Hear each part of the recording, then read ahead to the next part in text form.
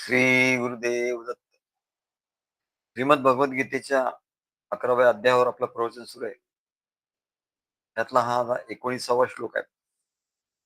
अनादिमध्यांत मनंत वीर्यम मनंत बाहू शशी सूर्य नेत्रम पश्यामि त्वां दीपहुताशवक्त्रम स्वतेजसा विश्वमिदं तपंतम.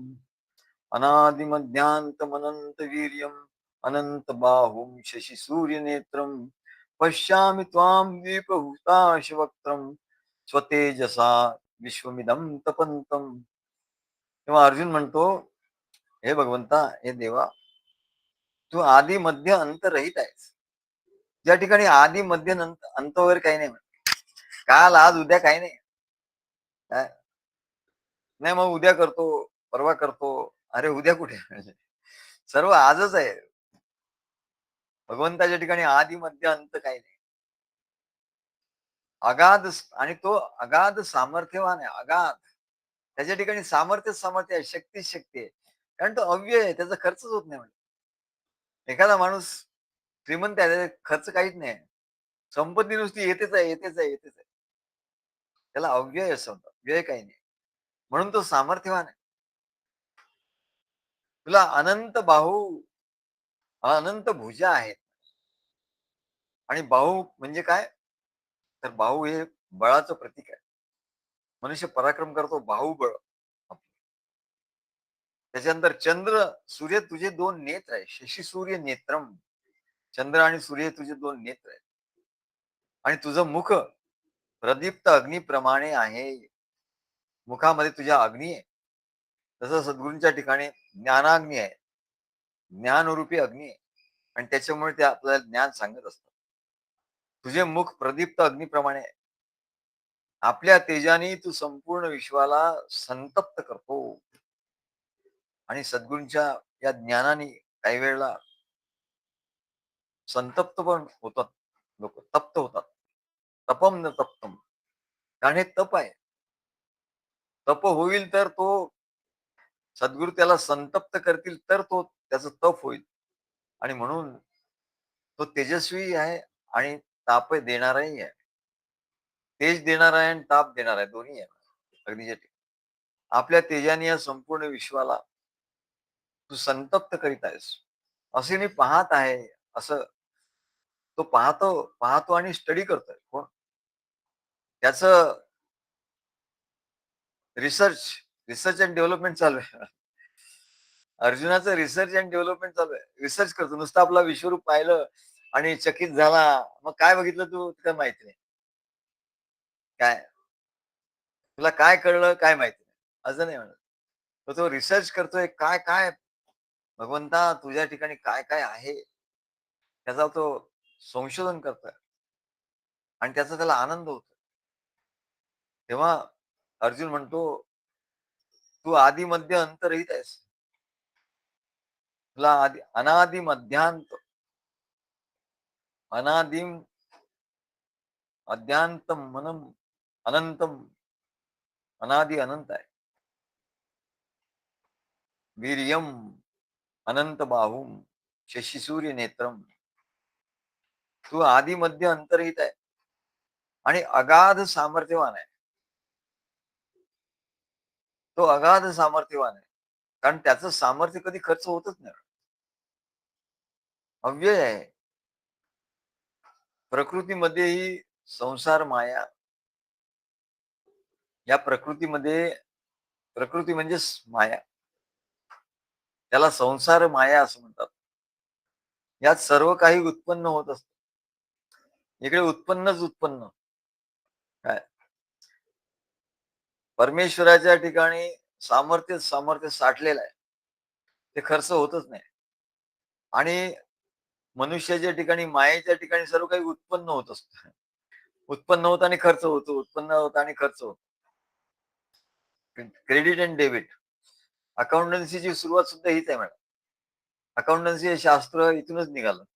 Credit and debit. मायेमध्ये उत्पन्न होतं, खर्च होतो, उत्पन्न होतं, खर्च होतो. काय, आणि काही पुण्य केलं तर ते जमा होतं, आणि पाप केलं तेही जमा होतं, ते डेबिट होतं. आणि पाप केलं पुण्य केलं ते जमा होतं, ते क्रेडिट होतं. काय म्हणजे आपला अकाउंटन्सी हा सब्जेक्ट पूर्ण अध्यात्माच्या दृष्टिकोनातून आपल्याला शिकवता येतो. काय कुठलाही सब्जेक्ट असो. आम्ही आम्ही मॅनेजमेंट अध्यात्माच्या याने शिकवायचो आणि त्याच्यामुळे लोकांना एवढा त्या ते सेमिनार असायचं ना तेव्हा मोठी गंमत यायची. सेमिनारमध्ये लोकांना बोलायचं म्हणजे मोठं कठीण पडायचं. मग ते आमचे ते ट्रस्टी होते. ते आधी बोलायचे. ते म्हणले मग म्हणाले, "now doctor Ashtekar will do this." मग आमचं 1-1.5 तास मस्त पोरं एन्जॉय करायचे. कारण काय आम्हाला काय आम्ही पुस्तकातच नव्हतो. हे करून घ्यायचं. हेच आम्हाला सांगायचं आहे. फक्त तुमच्या शब्दात आम्ही सांगतोय. क्रेडिट, डेबिट ह्या सांगतो. आमच्या महाराजांच्याकडे एकदा आमचे प्रिन्सिपल ते बापट सर होते. ते मोठे ते पी होते. बाकीचे आमचे प्रिन्सिपल कोणी पी नव्हते आधीचे. ओक सर पण पी नव्हते. भोळे सर पण पी नव्हते. नंतरचे आलेले मग पी झाले. काही लोकांना तर आम्हीच पी केलं. आम्ही त्यांच्या मागेच लागलो. त्या बाई होत्या, ख्रिश्चन होत्या काय त्यांचं नाव. त्यांना आम्ही सांगितलं, "तुम्ही पी करा." ते रॉड्रिक्स. रॉड्रिक्स. ते एवढे वैतागले एक दिवस म्हणाले एक दिवस आल्या म्हणाले, "Ashtikar, today I have registered my self with Mumbai university." म्हटलं बाबा व्हेरी गुड, व्हेरी गुड. आणि बाबा नुसती नाही तर ती झाली बाबा. ती झाली. झाल्यानंतर ती आमच्याकडे प्रिन्सिपल पण झाली. आणि एकदा गंमत झाली. तिच्याकडे काहीतरी कार्यक्रम होता. आता ते हे होते, ख्रिश्चन होते. त्याच्याकडे काहीतरी कार्यक्रम होता. या 2 प्रिन्सिपलला बोलावलं. हां, आम्हाला माहितीच नाही आणि त्या 2 प्रिन्सिपलला पण माहिती नाही. तिने कोणाला काही सांगितलं नाही. कोण-कोण येणार. ओक सरांना सांगितलं, तुम्ही या. ओक सर आले. भोळे सरांना सांगितलं, तुम्ही या. ते आले. आणि मला सांगितलं, तुम्ही या. मी गेलो. आम्ही तिघच जण होतो तिकडे. म्हणजे तिला या तिघांच्या बद्दल एवढं म्हणजे ज्याच्याबद्दल वाटत होतं ना, त्यांना तिने बोलवलं होतं. ते फंक्शन केलं. तेव्हा आणि आमचं एवढं हे होतं ना, जवळीक होते एकदम. एवढे जवळचे रिलेशन्स होते त्यांचे आणि तिचा नवरा आहे तर तो पण खूप तारीफ करायचा. तेव्हा आम्ही तिला सांगितलं, "तू." त्यांचं दिवाणजी मॅडम तिला सुद्धा मी सांगितलं, "अरे काय करतात तुम्ही?" म्हटलं, "तुम्ही पी करा." मग ती पण पी झाली. काय तिला आम्ही IITत राहत होतो तेव्हा ते ओळख करून दिली होती तिथल्या याची तिथल्या रिसर्च गाईड्स आणि त्या पी झाल्या आणि त्या पण प्रिन्सिपल झाल्या. काय तेव्हा या प्रकृतीमध्ये म्हणाले इथे हे मायेचं चक्र आहे. या मायेच्या चक्रामध्ये तो भगवान सामर्थ्यवान आहे आणि त्याच्या ठिकाणी वेळ नाही. त्याच्या ठिकाणी सामर्थ्य आहे आणि मायेमध्ये मनुष्याच्या ठिकाणी उत्पन्न आहे, उत्पन्नही होतं आणि हे होतं. तर ते गोष्ट सांगायची झाली महाराजांच्याकडे जे पहिले बापट सर होते. ते पी होते आणि त्यांचंही आमच्याशी एवढं हे होतं, मी त्यांच्या घरी घरी मला बोलवायचे. वरती क्वार्टर होतं तेव्हा. आणि एक दिवस मला म्हणाले, "चला तुमच्या महाराजांच्याकडे मला यायचंय." ते महाराजांच्याकडे मी त्यांना घेऊन गेलो. तर महाराजांनी त्यांना काय म्हटलं, महाराज बोलायला लागले इकॉनॉमिक्सवर. आता ते इकॉनॉमिक्सचे गाईड होते, गाईड. पोद्दार कॉलेजमध्ये होते आधी ते. तिकडून आलेले आणि हुशार होते खूप. गांधीयन इकॉनॉमिक्स आणि हे याच्यात ते हे होते.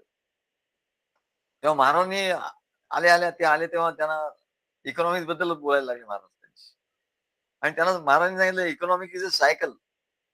इकॉनॉमिक्स म्हणजे स्टॅटिक गोष्ट नाहीये म्हणले. ही सारखी बदलणारी आहे, सारखी बदलणारी आहे. नंतर मला ते म्हणाले, "हो महाराजांना सगळं इकॉनॉमिक्स वगैरे सगळं माहिती आहे." म्हटलं, सगळ्याचं उत्पत्ती इथूनच तर झाली आहे म्हटलं. जिथून सगळ्याची उत्पत्ती झाली आहे, तेच तिथे आहेत. त्याच्यामुळे त्यांना सगळी आहे. ही तर फालतू शास्त्र आहेत म्हणले सगळे. आणि ही शास्त्र सगळी म्हणाले अर्धवट आहे. त्या अर्धवट शास्त्राला त्यांना काय माहिती नसणं असं नाहीच आहे. तेव्हा महाराज म्हणाले, की इकॉनॉमिक्स इज सायकल. हां, ते एकदम हे झाले. हो, बरोबर. Circular flow of money. काय महाराज एवढं सांगा. Circular flow of money. काय ग्रेशमचा सिद्धांत सांगितला. Bad money tends to drive good money out of circulation. महाराज सुद्धा काय वाचायचे ना. मला वाटतं आश्चर्य वाटतं. ग्रेशमचा सिद्धांत. Bad money tends to drive good money out of circulation. एवढं त्यांनी इकॉनॉमिक महाराजांनी सांगितलं ते एकदम आश्चर्यचकित झाले म्हणे. तेव्हा याचं कारण काय? अरे हे जे मुख्य तत्व आहे म्हणे याच्यातच सगळं आहे. याच्यात क्रेडिट, डेबिट आहे, अकाउंटन्सी याच्यात आहे, इकॉनॉमिक्स याच्यात आहे, सायन्स याच्यात आहे, अणु, परमाणु सगळं आहे म्हणे. अणोरणीयान, महत्व महीयान. आणि हे शास्त्रज्ञ जिथे जाणार नाही त्याच्या पलीकडे आधी जाऊन शास्त्र, आपलं शास्त्र तिकडे आहे म्हणा. याच्यातून सर्व काही उत्पन्न होतो, काही काळ राहतं आणि नंतर नष्ट होतो. असं हे चक्र आहे बघा, हे सुद्धा चक्र आहे. हे चक्र आहे. त्याच्यामुळे संसार हे चक्र आहे. पुनरपि मननम, पुनरपि जननम, पुनरपि मरणम, पुनरपि जननी जठरे शयनम. भज गोविंदम, भज गोविंदम, गोविंदम भज मूढमते. सगळं बदलणार आहे म्हणा, सगळं फिरणार आहे. पृथ्वी त्या पृथ्वीभोवती चंद्र फिरतो आणि पृथ्वी सूर्याभोवती फिरते आणि सूर्य हा स्वतःभोवती फिरतो. सन रिव्हॉल्व्हज अराउंड इटसेल्फ. महाराज ते IIT मध्ये म्हणायचे, त्यांचं भाषण झालं होतं. सन रिव्हॉल्व्हज अराउंड इटसेल्फ. आणि म्हणले चंद्र, मून रिव्हॉल्व्हज अराउंड.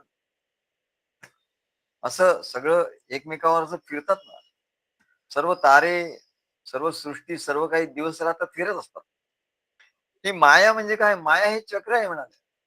माया चक्र, मायेला चक्रच म्हटलं. का? तर ती फिरवत असते सगळ्यांना. ईश्वर सर्वभूतानां हृदयेषु तिष्ठती. ईश्वरही सर्वांच्या हृदयात, सर्व प्राणी मात्रांच्या हृदयात आहे. तो स्थिर आहे. पण इतर सगळ्यांना फिरवत आहे म्हणलं तो. भ्रामयन् सर्वभूतानि यंत्रारूढानि मायया. मायारूपी हे यंत्र आहे. तसं यंत्रामध्ये चाक फिरतं. बघा इथपासून ऑटोमोबाईल इंडस्ट्रीचा या ऑटोमोबाईलच्या याला सुरुवात होती म्हणजे शास्त्राला काय सर्व फिरतंय. म्हणून सर्व चाकाचा शोध त्यांनी लावला. म्हणजे चाकाचा शोध कुठे त्यांनी लावला? आपल्याकडे सुदर्शन चक्र आधी होतं, नाही का? आपल्याकडे सगळी मशिनरी होती. आपल्याकडे रथ होते. चाकाचा शोध तर आपल्याकडे लागला. त्यांनी कुठे लावला? परदेशामध्ये कोणी शास्त्रज्ञांनी चाकाचा शोध लावला आणि मग इंडस्ट्रियल रेव्होल्युशन झालं असं म्हणतात. अरे नाही बाबा. तिथे पूर्वी कुंभार होते. कुंभाराचे चाक फिरत होतं ना. तर रेव्होल्युशन तिथूनच सुरुवात झालं म्हणतात. तेव्हा ही सृष्टी, हा हे माया हे चक्र आहे म्हणजे संसार हे चक्र आहे. चंद्र, पृथ्वी, सूर्य सगळे काही फिरत असतात म्हणजे. शरीरात प्राण फिरत असतात. शरीरात रक्तप्रवाह, ब्लड सर्क्युलेशन फिरत असतं. फिरणं हाच धर्म आहे म्हणले. आणि नाही फिरणं बंद झालं तर रक्तप्रवाह एका ठिकाणी हे झाला की सगळी गडबड होते. पोटात हे अन्न फिरतं पोटात गेल्यावर. अंतःकरणात, हृदयात मन हे फिरतं. आत फिरतं, बाहेर जातं, बाहेर फिरतं. मन हे विचारात फिरतं. इथे कशालाच उसंत नाही म्हणाले. कशालाच उसंत नाही. काळामध्ये सकाळ, दुपार, संध्याकाळ चालू आहे. सकाळ, दुपार, संध्याकाळ बदलत आहे. ऋतू, पावसाळा, हिवाळा, उन्हाळा चालू आहे. फिरणं चालू आहे. अवस्थामध्ये जागृत, स्वप्न, सुषुप्ती चालू आहे. फिरणं सुरू आहे म्हणे. याप्रमाणे मनुष्याला निरंतर असं फिरण्याची सवय आहे. आणि एवढं काय कमी आहे तर ट्रॅव्हलवाले आहेत म्हणाले. तुम्ही जरा थोडा वेळ तुमच्या घरी स्वस्त बसलात तर ट्रॅव्हलवाले लगेच येतं की चला कुलू मनाली काय आणखी अमुक ट्रॅव्हल फिरायला चला म्हणा, फिरायला जाऊ. तेव्हा हे सर्व जग फिरतंय म्हणा. काय आणि त्याच्यामुळे निरंतर फिरत राहिल्यामुळे मनुष्याला फिरण्याची सवय आहे. सगळं काही फिरवून घेण्याची, फिरवण्याची, स्वतः फिरण्याची सगळं सवय झालेली आहे. आणि त्याच्यामुळे त्याला काही स्थिर आहे. स्थिरतेबद्दल त्याला कल्पनाच करता येत नाही. एखादी गोष्ट स्थिर आहे, अशी त्याला कल्पनाच करता येत नाही. सृष्टी बदलते, फिरते आहे, पण परमात्मा स्थिर आहे. आणि तो बघतो फिरताय म्हणजे काहीतरी उत्पन्न होतं, काही काळ राहतं आणि नष्ट होतं. हे सायकल आहे म्हणण्याची. उत्पत्ती स्थिती उत्पत्ती स्थिती प्रलय, उत्पत्ती स्थिती प्रलय हे एक सायकल आहे. ह्याच्यात तो एवढा अभ्यास झालाय त्याचा, की त्याला काही स्थिर गोष्ट असेल असं कळतच नाही. काही अविनाशी आहे याची कल्पनाच करता येत नाही.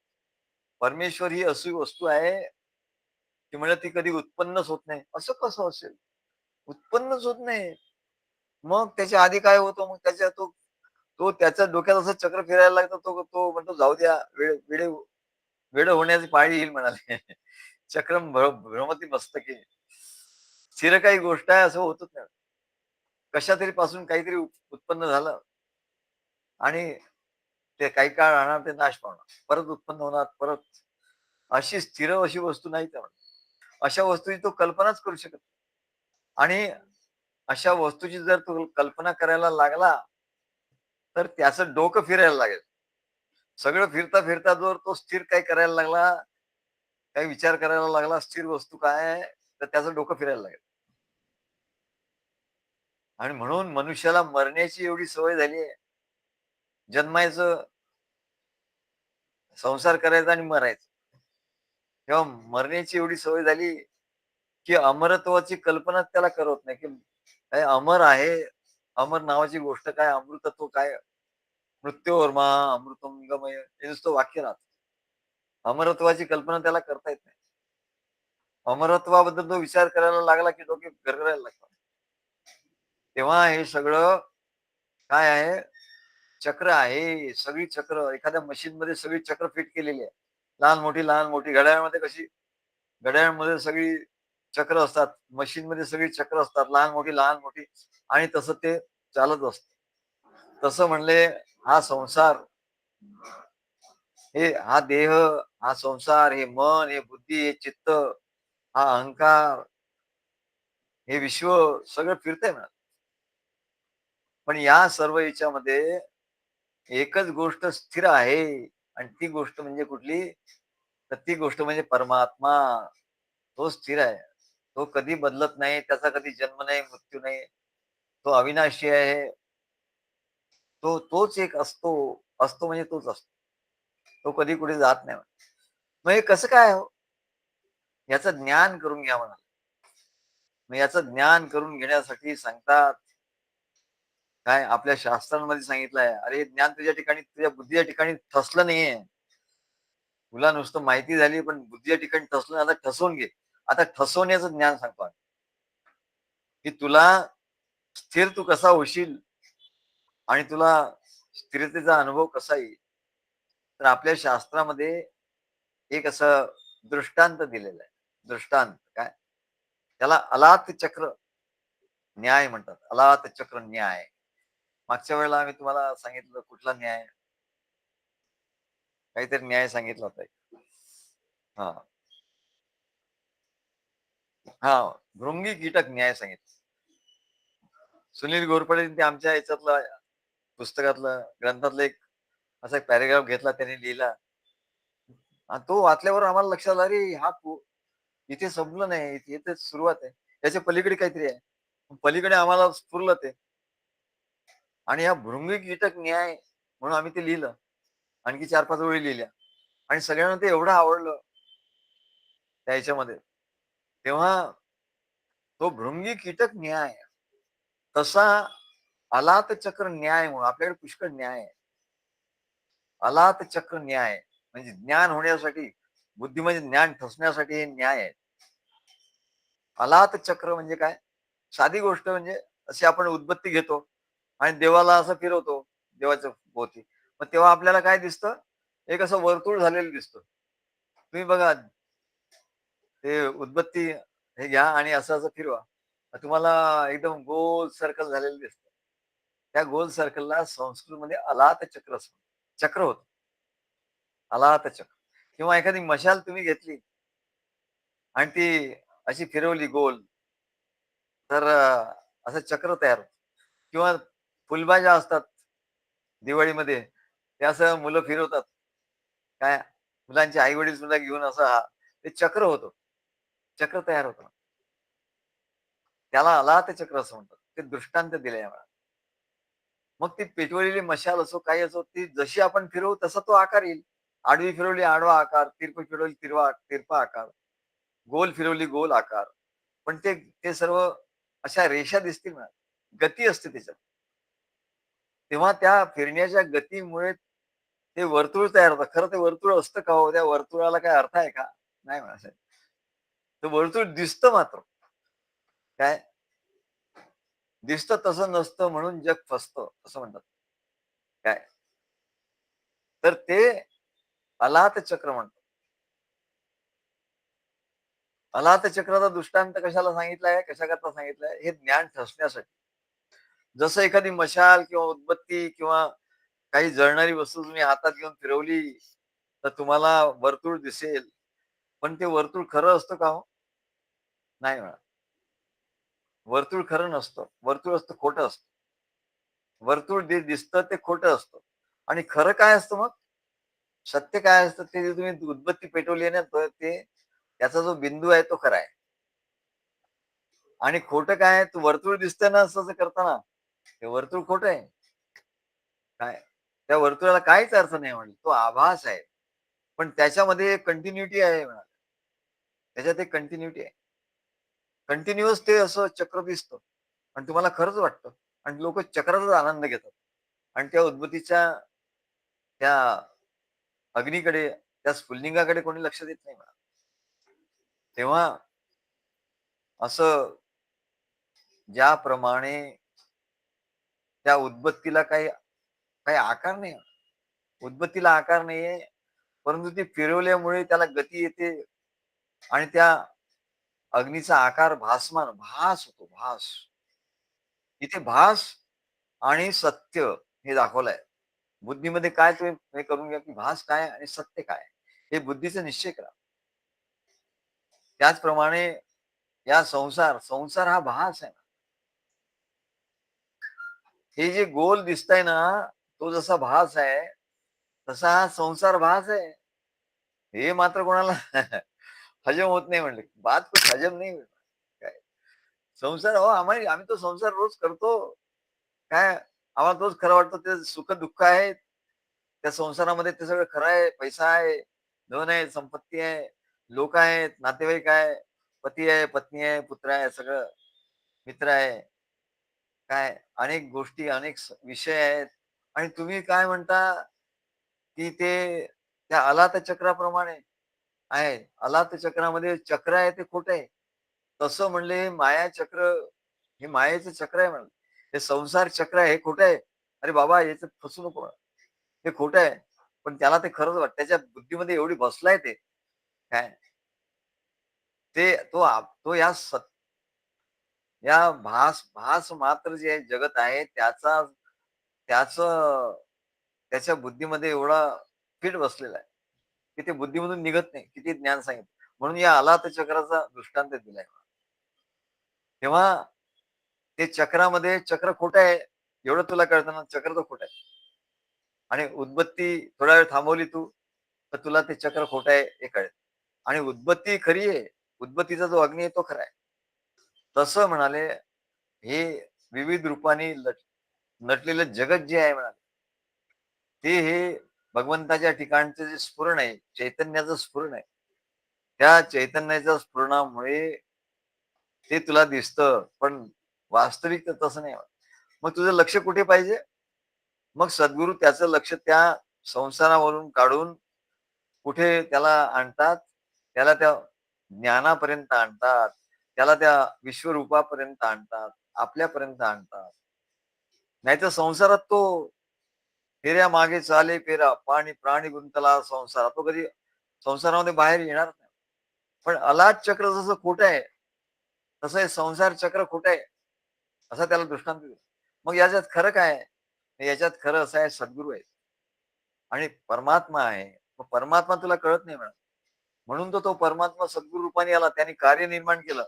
नुसता नाही आला तो कार्य निर्माण केलं. कार्यामध्ये कार्यरूपी जगत निर्माण केलं आणि त्याच्यामध्ये तो आला सद्गुरु रूपाने. आणि तिथे, कारण तिथे अनुभव घेता येतो या अलात चक्राचा. अलात चक्रामधून, संसार चक्रामधून सोडवून त्याला कुठे आणतात? या संसार चक्रामधून सोडवून त्या सद्गुरू आपल्या कार्याच्या चक्रामध्ये आणतात. कार्याच्या चक्रामध्ये आणल्यामुळे काय होतं, की त्याचं त्याचं तो जो भास आहे संसाराचा, तो नष्ट होतो. त्याची माया नष्ट होते. आणि म्हणून हा महत्वाचा दृष्टांत सांगितला. काय? ते वर्तुळ खरं नसतं म्हणाले.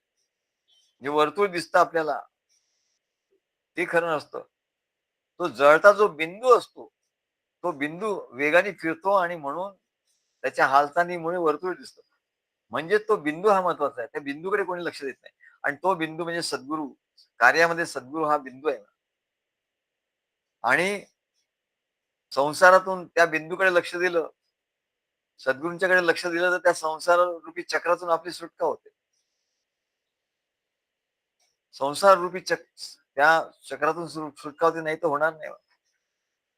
तेव्हा परमात्मा म्हणजे तोच जो अग्नीचा बिंदू आहे, तो परमात्मा. तसा तो परमात्मा आहे म्हणजे या मायेमध्ये. पण त्याचा अनुभव येत नाही, म्हणून सद्गुरू या कार्यामध्ये, सद्गुरूंच्या कार्यामध्ये सद्गुरू हा तो बिंदू आहे. आणि तिथे आल्यानंतर तो हे संसारामधून बाहेर येतो. ते चक्र जसं म्हणाले फिरतं, पण ते कधी प्रत्यक्ष अस्तित्वात होतं का हो? हे जे चक्र आपण उदबत्ती फिरवतो किंवा मशाल फिरवतो, त्याचा विचार करा. बघा कसं ज्ञान सांगतात. हे चक्र कधी अस्तित्वात होतं का? ते असं तुम्ही चक्र बघितलं, ते कधी अस्तित्वात होतं का? नाही, खोटं होतं. मग जे तुमची मायेमध्ये जो संसार आहे, तो कधी अस्तित्वात आहे का? नाही. तो परमात्मा हे सगळं यंत्रारूढ आणि माया सो फिरवतो म्हणा. आणि त्याच्यामुळे तुम्हाला अविद्येने, अज्ञानामुळे हे दिसतं म्हणा. कारण काय? तर तुमचे इंद्रिय फिरतात, तुमचं शरीर फिरताय, तुमचं इंद्रिय फिरतायत, तुमचं मन फिरताय, विषयांच्या मागे तुमचं मन फिरतंय, तुमची बुद्धी विकारांच्या मागे फिरते आणि तुमचं चित्त या संसारात फिरताय म्हणा, संसाराचा विचार करताय. आणि तुमचा अहंकार या संसाराला मजबूत करतोय, या चक्राला मजबूत करतोय. पण खरं बघितलं तर म्हणाले, त्या अलात चक्राला जसं काही महत्व नाही, ते खोटं आहे, तो भास आहे. तसा या संसार चक्र खोटं आहे बाबा. मग याचा मध्यबिंदूकडे जा म्हणा. जसा अलात चक्राचा मध्यबिंदू, जी उद्बत्ती, त्याचं टोक तिकडे जा. मशाल तिकडे जाईल. तसंच तुम्ही सद्गुरूकडे आलात, की म्हणजे त्या पॉइंटला आलात, मध्यवर्ती आलात. मग तिथे आल्यानंतर तुम्हाला ते चक्र किती फिरू द्या, तुम्हाला लक्षात अरे हे खोटं आहे. तेव्हा असं जेव्हा तुम्हाला या संसाराचं स्वरूप हे खोटं आहे, अलात चक्रासारखं भासमान आहे, असं कळेल आणि सद्गुरू हे त्या बिंदूच्या ठिकाणी आहेत आणि असं कळेल, तेव्हा म्हणाले तुम्हाला त्या आत्म्याचा साक्षात्कार होईल सद्गुरूंच्या ठिकाणी. प्रत्यक्षात वर्तुळ नाही, तसा प्रत्यक्षात संसार नाही. असं असं ते सांगतात. पण मनुष्य त्या खोट्या दृष्टीने त्याला पकडून ठेवतो म्हणा. बरं हा भास, त्या भासाला काही कारण आहे का हो? भासाला कारण नाही म्हणजे अकारण आहे. बरं, तो आपण उदबत्ती फिरवणं बंद केलं, तर ते वर्तुळ जातं कुठे हो? हा फार सुंदर अलाद चक्र न्याय याच्यामध्ये, की ते बरं तुम्ही म्हणता ना संसाराचं चक्र खरं आहे, संसार चक्र खरं आहे. तर म्हणले अलाद चक्र, तू मशाल फिरवली आणि उदबत्ती फिरवली आणि ते बंद तोपर्यंत ते दिसतं ना, ते खरं तुम्ही मानलं. तसं संसार चक्र खरं मानलं. तर म्हणले बघा, की तो उदबत्ती थांबवली, की ते चक्र कुठे जातं? मग ते चक्र विझून जातं, की म्हणले त्या त्या उदबत्तीमध्ये परत जातं. बघा कसं ज्ञान कसं असतं म्हणे सूक्ष्म. ते उदबत्तीमध्ये परत जातं का हो? नाही म्हणले, उदबत्तीत कसं परत जाणार? ती उदबत्ती फिरवल्यामुळे ते भास निर्माण झाला होता. ते उद्बत्तीत नाही जात म्हणाले. असं हे चक्र झालं, मग ते उद्बत्तीत असं आलं, असं नाही झालं. उद्बत्तीत परत नाहीत म्हणले किंवा त्या मशालीत परत नाही किंवा त्या बिंदूमध्ये परत नाही येत. याचाच अर्थ असा, बरं ते मग कुठे हवेत विरतं का? मग तो भास हे फिरवल्यामुळे ते भास निर्माण झाला होता. ते हवेत कसं उडतं? म्हणजे ते कुठे जातही नाही. दुसऱ्या कुठल्या गोष्टीत ते विरत नाही आणि उदबत्तीतही विरत नाही. मग ते आलं कुठून? गेलं कुठे? म्हणजे याचा काही पत्ताच नाही म्हणले आगापिछा नाही याला काही. ते आलं कुठून? त्या उदबत्तीत फिरवल्यामुळे आलं. उदबत्तीतून नाही आलं. आणि ते उदबत्ती थांबवली, उदबत्तीत प्रवेश केला का त्याने? नाही केला. बघा. म्हणजेच ते खोटं आहे.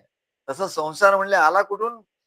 काय परमेश्वराच्या ठिकाणी उत्पन्न झाला का? नाही म्हणा. परमेश्वराच्या ठिकाणी संसार हा बाहेर नाही आला. काय? आणि परमेश्वराच्या ठिकाणी तो लय पावणार नाहीये म्हणा. तर तो खोटाच आहे. तो संसार दिसतोय तो खोटाच आहे. तर त्याचं उत्पत्ती काय आणि स्थिती काय आणि प्रलय काय? एखादी खोटी गोष्ट आहे. त्याची उत्पत्ती कशी?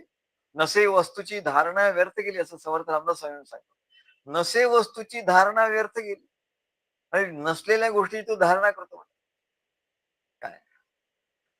म्हणजे हा तिथे द्रव्य काही नाहीच आहे म्हणे. बरं तो ते वर्तुळ आहे त्याच्यात द्रव्य काय हो कशाचं बनलेलं आहे ते? कसं सूक्ष्म विचार करतात बघा. ते जो फिरवलं ते वर्तुळ दिसलं उदबत्तीचं, मशालीचं, ते कुठल्या पदार्थापासून बनवलेलं आहे? तो कुठला पदार्थ आहे? मग तो पदार्थ आणा आणि असं वर्तुळ बनवा, तर तसं नाही होणार. ते वर्तुळ कुठल्या पदार्थाने बनलेलं नाही, उदबत्ती फिरवल्यामुळे बनलेला आहे आणि तो भास आहे.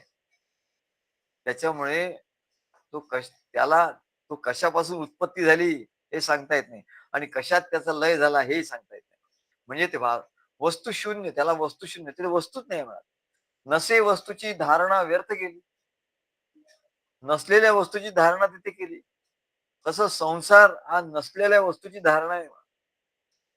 काय? असं ते अनेक प्रकारे ते सांगत असतात. तेव्हा आणि तसा म्हणले हा जो संसार आहे, हा आभास आहे. तेव्हा हा कसा निर्माण होतो म्हणा आभास? बरं सांगा आम्हाला हा संसार मग कसा उदबत्ती फिरल्यामुळे ते वर्तुळ तयार होतो. तर हा संसार कसा निर्माण होतो? तर ते म्हणतात सांगतो, संसार हाही चक्र आहे म्हणले. हे चक्र कसं तयार होतं? तर जे मन आहे ना, त्या मनामध्ये तू काहीतरी कामना निर्माण होते. कामना काय? काहीतरी वासना, कामना निर्माण होते. त्याला हेतू असं म्हणतात, हेतू. आणि मग त्या कामनेसाठी तो काहीतरी प्रयत्न करायला जातो. प्रयत्न करतो. म्हणजे प्रयत्न करतो म्हणजे हे फिरवणं. हा प्रयत्न. काय? फिरवणं म्हणजे प्रयत्न. अलाद चक्राला फिरवणं हा प्रयत्न झाला. आणि त्याचा उद्देश काय? काहीतरी कामना आहे. आणि मग ते फिरवल्यामुळे त्याचं फळ आहे. काय सुख-दुःखादी फळ आहे. मग संसार हा कामनेचे काहीतरी हेतू आहे, कामना आहे म्हणून तो निर्माण झाला. मग त्याला फिरवलं. काय? मनामध्ये फिरवलं. मनामध्ये विचारांनी फिरवलं. देहामध्ये प्राणांनी फिरवलं. रक्तानी फिरवलं. विचारांनी फिरवलं. असं ते फिरत गेले म्हणा. आणि शेवटी त्याचं फळ काय झालं? शेवटी फळ म्हणले त्याचं सुख-दुःखात्मक फळ मिळालं. आणि त्याचा अहंकार झाला. आणि अहंकार झाल्यामुळे त्या अहंकारातून त्याचा उद्भव झाला. या हेतूचा कामना, वासना याचा उद्भव कुठून झाला? अहंकारामधून झाला. आणि त्याच्यामुळे याचा सुख-दुःखाचा भोग गेल्यानंतर सुद्धा फळ मिळाल्यानंतर काय शिल्लक राहतं? अहंकार. ही मी मोठी कार घेतली, मी मोठी काय फ्लॅट घेतला, मला एवढा पैसा मिळाला. शेवटी हा अहंकार आणि त्या अहंकारातून परत परत म्हणाले हेतू म्हणजे कामना, वासना परत निर्माण होतात. हे असं चक्र आहे म्हणा. आणि त्या कामना वासनातून परत सुख-दुःखात्मक फळ. म्हणजे असा संसार असा तयार होतो. संसाराचा हा गोलाकार अलात चक्र कसं तयार होतं? कामना, वासना याच्यावर. अहंकार, अहंकारामधून. अहंकारामधून कामना, वासना निर्माण होतात. त्याच्यातून त्याच्यातून काय कर्म घडतं. कर्म करणं म्हणजे फिरवणं. कर्म करणं म्हणजे फिरवणं, गोल. आणि त्याच्यातून त्याचं फळ मिळतं सुख-दुःखात्मक. असं हे संसाराचं वर्तुळ आहे. हेही तसंच भासमात्र आहे असं. तेव्हा असं हे सांगतात. हा आलात चक्राचा दृष्टांत देऊन ते सांगतात, की असं हे कधी उत्पन्न झालंच नाही. उत्पन्नच होत नाही. त्यांचा जन्म केवळ कल्पनेच्या पोटी होती. कल्पनाच आहे म्हणजे कल्पना आहे खोटी आहे. कल्पना म्हणजे अविद्या. ती कधी सत्यरूपात असतच नाही म्हणा. म्हणजे जसा एखादा जादूगार असतो आणि जादूगार काय जादू करून दाखवतो, पण ती खरी असते का? सगळं खोटं असतं. फक्त ते तो आपल्याला असं काही करून दाखवतो. एवढ्या वेगाने करतो, की आपल्याला ते कळत नाही कसं झालं आणि त्याला आपण जादू म्हणतो. आम्ही आमच्या एका होमिओपॅथीच्या डॉक्टरकडे गेलो होतो. तो विवेकला सांगत होता, की आपल्याला काहीतरी छंद पाहिजे. तो नुसता अभ्यास एक अभ्यास करतो. काहीतरी छंद पाहिजे. काहीतरी छंद लावून घे म्हणाला. तुला काय आवडतं म्हणले? तो म्हणला चित्रकला आवडते. म्हणजे चित्रकला कर, फिरायला जा, काहीतरी छंद लावून. म्हणले मग मी जादू शिकलो म्हणाले. तो डॉक्टर आहे. चांगला. मग मी जादू शिकलो म्हणाले. काय डॉक्टर तर आहे. पण माझा छंद आहे जादू शिकलो आणि मी इतका प्रवीण झालो म्हणले त्या जादूमध्ये, की माझे परदेशात खेळ होतात म्हणे. ते डॉक्टर मध्ये-मध्ये परदेशात जातात. ते म्हणतात, "तुम्ही अमेरिकेला गेलो होतो, ऑस्ट्रेलियाला गेलो होतो." मी डॉक्टरला एकदा विचारलं, "तुम्ही कशा करता जाता?" ते म्हणले, "ते याच्यासाठीच जातो." म्हणले, "माझे प्रयोग असतात, जादूचे प्रयोग." काय त्याच्यासाठी म्हणले मी परदेशात जातो. तर त्यांनी आम्हाला मग दोघांना काहीतरी प्रयोग करू तिथेच प्रयोग करून बघायचा. असं काहीतरी रॉड होता. त्याला एक 6 असे दिवे होते. ते दिवे लागायचे आणि मग त्यांनी सांगितलं, "आता बघा हे 6 दिवे लागले ना, आता बघा, आता तुम्हाला फक्त एकच दिवा दिसेल इथे. बाकी असं त्यांनी नुसतं असं ठेवलं. असं काही हालचाली केली नाही, तर आम्हाला ते बाकीचे सगळे दिवे गेले आणि एकच दिवा दिसायला लागला. असे बरेच प्रयोग त्यांनी करून दाखवले. आणि तो काय बोलला, मुख्य मुख्य बोलला काय? अहो म्हणले, "खरी नाहीये. तुम्हाला खरं वाटलं काय?" नाही म्हणले, "खरं नाही." म्हणजे म्हणलं, डॉक्टर तुम्ही केलं काय?" "हेच तर आहे," म्हणले, "हे हातचलाखी आहे. हे मी केलं काहीच नाही," म्हणले. "इथे काही इलेक्ट्रिसिटी नाही, काही नाही. हे तुम्हाला आधी 6 लाईट दिसले आणि मी बटन पण दाबलं नाही, काहीच केलं नाही," म्हणले, "तुमच्यासमोर. हातचलाखी एवढे यांनी केली म्हणलं, की तुम्हाला ते सगळे बरं ते ते दिवे बंद होताना पण आम्हाला दिसले नाही. एकदम असं झालं, "अरे वाह! बंद झाले" म्हणा. तेव्हा ते खोटं असतं म्हणा. तसं हे जे आहे, हे हातचलाखी आहे म्हणले. कशाची कोणाची हातचलाखी आहे? तर मायेची. मायेची हातचलाखी आहे, अहंकाराची हातचलाखी आहे. तो म्हणाले, नसलेल्या गोष्टी न नसे वस्तूची धारणा व्यर्थ गेली. तो सांगतो, ते म्हणले, "हे खरं आहे. हे बघा, मी आणलं, आता हे गेलं, आता हे तो होतो. इथे कबूतर इकडे ठेवतो, कबूतर आणि मग ते हे काढतो, तर तिथे नाहीये." असं काय-काय करतात. पण खरं ते कबूतरही खरं नसतं, हेही खरं नसतं, काहीच खरं नसतं. तेव्हा अर्जुन म्हणतो, "अनादि मध्यांत अनंत वीर्यम."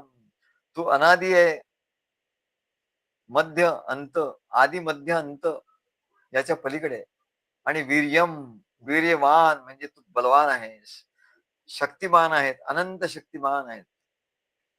अनादी अशा परमेश्वराचा अनुभव आपल्याला घ्यायचा आहे. आणि कुठून घ्यायचा तर या त्या फिरत्या चक्रातून बाहेर पडल्याशिवाय कळणार नाही. संसाराच्या फिरत्या चक्रातून बाहेर पडल्याशिवाय तुम्हाला तो अनुभव येणार नाही.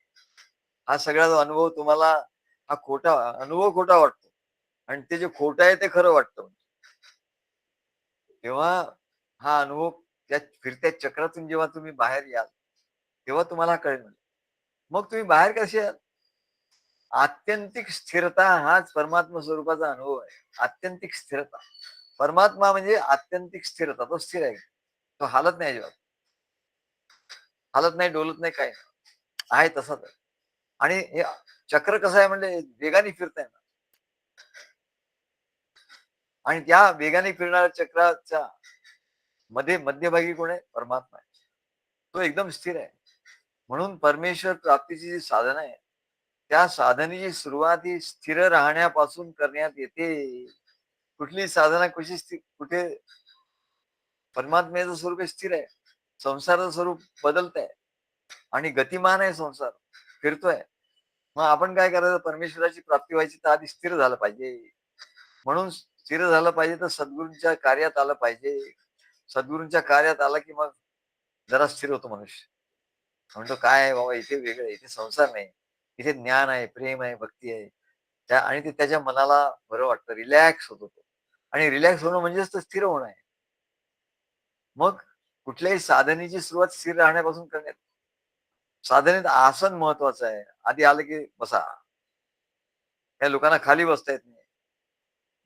तेव्हा आधी आधी बसा. आसन म्हणजे स्थिर सुखम आसनम. पहिलं सूत्र आहे पतंजली योगाचं. स्थिर सुखम आसनम. आसन याचा अर्थ काय? परिभाषा काय? स्थिर सुखम आसनम. स्थिर बसा, सुखात बसा, आसनात बसा. आणि इंद्रिय विषयात फिरत असतात. एका ठिकाणी बसलं तरी इंद्रिय विषयात फिरत असतात. मग थोडा वेळ बसल्यानंतर हळूहळू ते इंद्रिय सुद्धा आता सद्गुरूंच्याकडे येऊन बसलो आहे. सद्गुरूंचं प्रवचन सुरू आहे तर ते इंद्रिय सुद्धा हळूहळू त्या विषयातून बाहेर येतात आणि ते सद्गुरूंच्या ठिकाणी येतात, स्थिर होतात. प्रवचन सुरू आहे, आता गडबड नाही करायची, आता विषयाचं हे नाही, ते स्थिर होतात. मग मन मन येतं तरी मन फिरतच राहत. मग मन फिरता फिरता मनही येतं, मन एकाग्र होतं. ते काय सांगतात? वा वा, एवढं सांग, असं सुंदर सांग. मन एकाग्र होतं. मग मग बुद्धी तिथे स्थिर व्हायला लागते. अरे वा, याचा अनुभव आपल्याला घ्यायचा आहे, असं बुद्धी म्हणते. मग चित्तामध्ये तोच विषय सारखा येत राहतो आणि चित्त स्थिर होतं. आणि असं करता करता मन, बुद्धी, चित्त, इंद्रिय, शरीर, इंद्रिय, मन, बुद्धी, चित्त हे सगळं स्थिर झालं की मग त्यालाच त्यालाच समाधी अवस्था असं म्हणतात. मग सद्गुरूंच्या ठिकाणी ते हा अनुभव सहज येतो. त्याला निधिध्यासन असं म्हणतात. त्यालाच बुद्धीचा निश्चय असं म्हणतात. बरा निश्चयो शाश्वताचा करावा. शाश्वत जो परमात्मा आहे, त्याचा निश्चय करावा. मग त्याचा निश्चय कुठे? सद्गुरूंच्या वचनामध्ये. काय? सद्गुरूंच्या ठिकाणी तुम्ही आलात म्हणजे त्या चक्राच्या मध्यभागी आलात. आलात चक्राची. आणि माया तिथे संपते म्हणाल. आणि तिथे माया संपून तिथे स्थिरतेचा अनुभव यायला लागतो. चित्तप्रज्ञस्य का भाषा समाधिस्तस्य केशव चितशी चितधी किं प्रभाषेत किमासीत व्रजेत किम. तो स्थितधी, त्याची बुद्धी स्थिर झाली, त्याला स्थितप्रज्ञ असं म्हणतात. त्याचं चित्त स्थिर होतं आणि फिरणाऱ्या गोष्टीमध्ये आपली ऊर्जा खर्च होत असते. फिरायला लागलं की घराच्या बाहेर निघाले की पैसे कसे खर्च होतात काय माहिती नाही. हे आण, ते आण, ते आण. शक्ती खर्च होते, ऊर्जा खर्च होते. काय मनाचं स्वास्थ्य जातं. पण जेव्हा आपण स्थिर बसतो तेव्हा आपली ऊर्जा साठत साठत जाते. आपण स्थिर बसलो की ऊर्जा, मन स्वस्थ होतं, मनाची ऊर्जा थांबते. इंद्रियाची ऊर्जा, शरीराची ऊर्जा हे साठत साठत जाते. मन सांसारिक विचारातून बाहेर येतं. मन सांसारिक विचारात फिरतं तर त्याचं ऊर्जा ऊर्जा खर्च होत असते. मन सद्गुरूंच्या ज्ञानाच्या कार्याच्या विचारात गुंतलं, ध्यासात गुंतलं, की त्या आत्मविचाराची ऊर्जा आहे. त्या ज्ञानामध्ये केवढी तरी ऊर्जा आहे. कारण हा ज्ञान अग्नी आहे. ज्ञानाग्नी सर्व पापेभ्यो भस्मसात कृतेर्जुन. हा ज्ञानाग्नी जो आहे सर्व पापाला भस्मसात करतो, एवढी ऊर्जा त्याच्याकडे. या आत्मविचाराची ऊर्जा त्याच्याकडे. सांसारिक विचाराने शून्य झालं की ऊर्जा खर्च होणं बंद होतं. आणि या अवस्थेत ऊर्जा साठत साठत जाते. आणि मग तिचा सागर तो काय, थेंबे थेंबे तळे साचे, थेंबा थेंबानी तळ साचतं.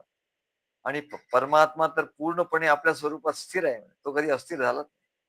त्यामुळे त्याच्या ठिकाणी प्रचंड ऊर्जा आहे. आणि म्हणून त्याला अनंत वीर्यम असं म्हणतात, की त्याच्या ठिकाणी अनंत ऊर्जा आहे. अनंत बाहू शशी सूर्य नेत्रम, त्याचे अनंत बाहू आहेत. आणि बाहू हे शक्तीचं बळाचं प्रतीक आहे. त्याच्या ठिकाणी अनंत बळ आहे. त्याची दृष्टी अत्यंत शक्तिशाली आहे. त्यांनी काही, तो काही हे बघत नाही. काय म्हणतात त्याला, टीव्ही बघत नाही, तो मोबाईल बघत नाही, तो व्हिडिओ बघत नाही, काहीच बघत नाही. त्याच्यामुळे ही त्याची दृष्टी फार फार तीव्र अशी आहे. तेव्हा या कार्यातही हा दृष्टांत. सद्गुरू हे अनंत बाहू आहे.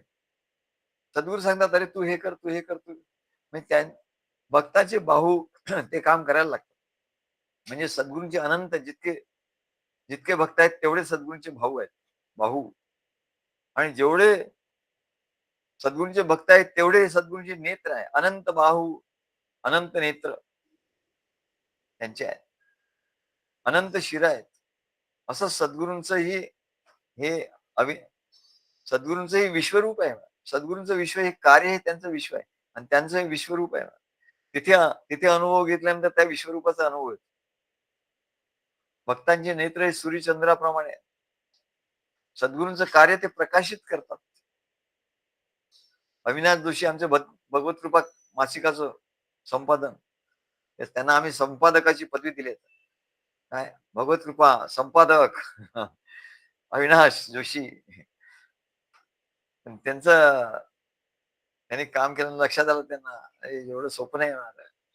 काय सद्गुरू हे त्यांनी वेगळ्या भाषेत सांगितलं. काय ताऊन सुलांकून, म्हणजे ताऊन सुलांकून नाही, काम काम करावं लागतं म्हणलं, घाम गाळावा लागतो. तेव्हा मासिकाचे प्रकाशक आहे ते. त्यांनी आम्ही त्यांना प्रकाशक म्हणून हे पदवी दिली. म्हणजे ही आमची आयडिया आहे. कोणाला तरी पदवी द्यायची, मग त्याच्याकडून काम करून घ्यायचं. असं भाऊ अर्थात ते सेवा करतात, ते सेवा धर्म करतात.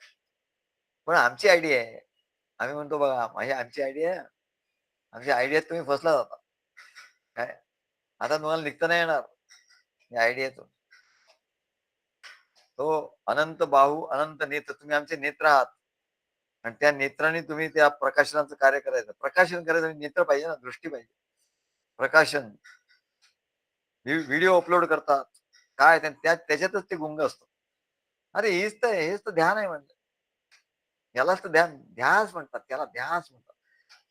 भक्तीचा ध्यास, भक्तीचं ध्यान म्हणजे काय, ध्यास. आणि म्हणून भृंगी कीटक न्याय ते समाधी अवस्था. व्हिडिओ अपलोड करतात. तो विवेक सावंत आमच्या त्या काय याचं स्क्रिप्ट लिहिली त्यांनी. तो त्याचा आता काय छोटा व्हिडिओचं काम करणार आहे. ते काम करतो. त्या घोरपडे ते हे लिहितात, सुनील घोरपडे. ते वाचतात ग्रंथ आणि त्याच्यातलं हे सगळं लिहित असतात आणि सगळ्यांना पाठवत असतात. ते म्हणजे हे सगळे आमचे डोळे, आमच्या दृष्टीचं प्रसारण, ज्ञान दृष्टीचं प्रसारण ते करतात. चव्हाण आमच्या कार्यासाठी फिरत असतात घरोघरी. आणि किरणमुळे आमच्या प्रवचनाचं रेकॉर्डिंगची व्यवस्था आहे, सगळं करतात. काय मंत्र आम्ही देतो त्याची व्यवस्था करतात, प्रसादाची व्यवस्था करतात. आम्हाला कुठे जायचं असेल त्याची व्यवस्था करतात. तर म्हणले सद्गुरूंचे सहस्र बाहू, सहस्र नेत्र आहे. त्याच्यामुळे सद्गुरूंच्या कार्यामध्ये, आणि तुला माया संपवायची असेल ना, तर मायेमधून बाहेर यायचं असेल तर एकच उपाय म्हणले, दुसरा काही उपाय नाही.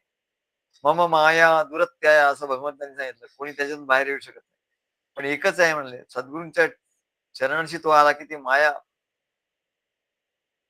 काय माया ती संपते म्हणा.